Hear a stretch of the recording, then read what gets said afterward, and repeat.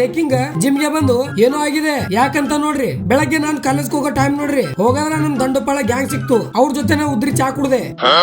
ಅಲ್ಲಿಂದ ಕಾಲೇಜ್ ಬಂದ್ ನೋಡಿದ್ರೆ ಏನೋ ಫಂಕ್ಷನ್ ನಡೆದ ಅನ್ಸುತ್ತ, ರಂಗೋಲಿ ಹಾಕ್ಯಾರ. ಅದಕ್ಕೆ ಒಳಗ್ ಬಂದ್ ನೋಡಿದ್ರೆ ನಮ್ ಕೋರ್ಸ್ ದವ್ರು ಪ್ರೊಜೆಕ್ಟ್ ಮಾಡಿದ್ರು, ನಾನೇ ಮಾಡೀನಿ ಅನ್ನೋ ತರ ಪೋಸ್ ಕೊಟ್ಟೆ.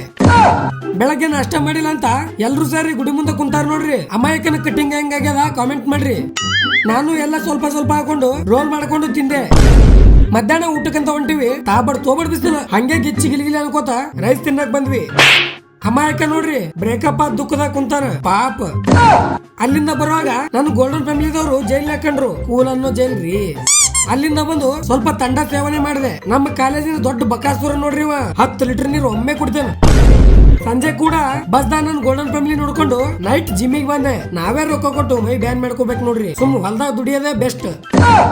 ಅದೇ ನೆನ್ಸ್ಕೊಂಡು ನಮ್ ಸ್ನೇಕಿಂಗ್ ನೋಡ್ರಿ ಮೂಲಿದಾಗ ಕೂತ ಅಳ್ತಾ ಇದ್ದಾನ.